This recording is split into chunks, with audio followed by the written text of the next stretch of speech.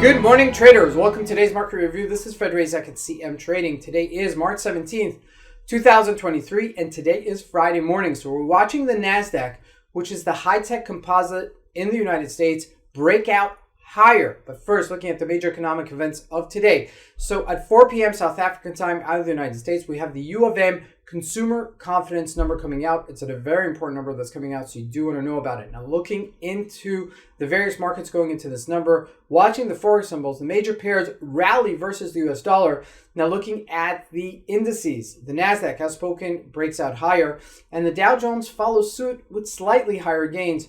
Now, looking at commodities, gold remaining resilient and strong on the upside, while oil remains unchanged. And looking at the stocks that led the markets higher, it's the high-tech stocks, specifically Facebook, which we spoke about, Google, and Microsoft that were the biggest gainers. Now, lastly, looking at cryptocurrencies, Bitcoin on the upswing as well. So let's take a look at the markets and see what we can expect from today's trading.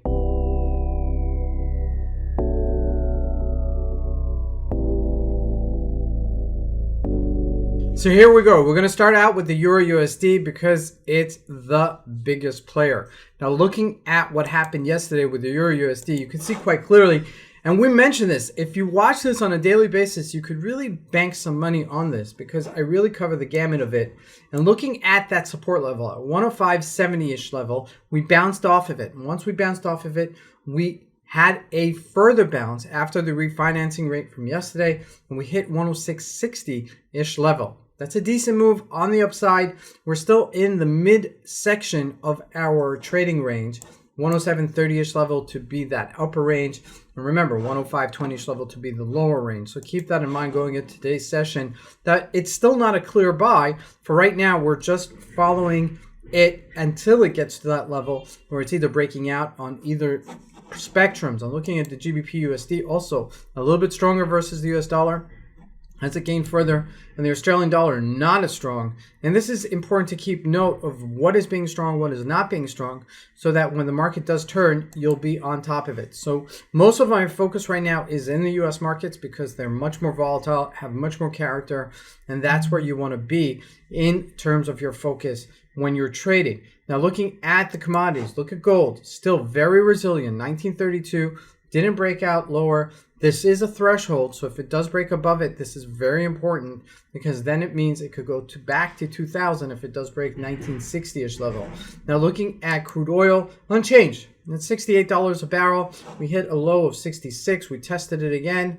For now, we found a footing, at least for now. Okay, so keep that in mind as we're looking at this because it may bounce to that $70 level and use it as a resistance and then break out lower again. So keep that in mind as well. Now, looking at the US markets, the Dow Jones did rally back to its range, upper range of 32,585, but didn't break out higher. Now, looking at the Nasdaq though, look at that pop, okay, to 12,700-ish level from 12,000 at the beginning of the month. That's a big move for what this has happened over the past month. I mean, this has really been a really huge strength.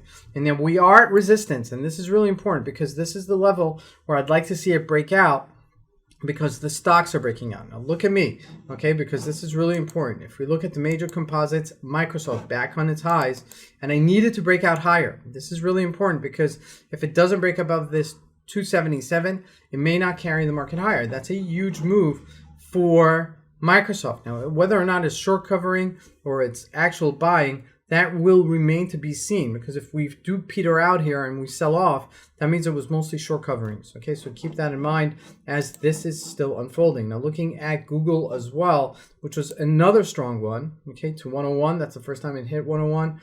Amazon also bouncing above that $96 range at a 3-digit level. And looking most importantly at Facebook, which has been really resilient. This one really broke out higher, above $200 a share. That is a really big comeback for Facebook. We were at 388, at the beginning of the year. So this is a big comeback for Facebook as it's making its range back to 226. Now we do have that 200-day moving average.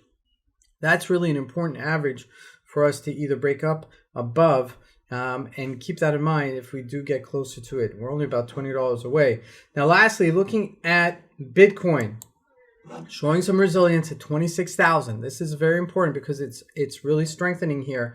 And this may mean that we're going to break out even higher. Okay, when we look at a daily chart, this is as high as it goes for since the beginning of August, where it had the debacle from last year in April.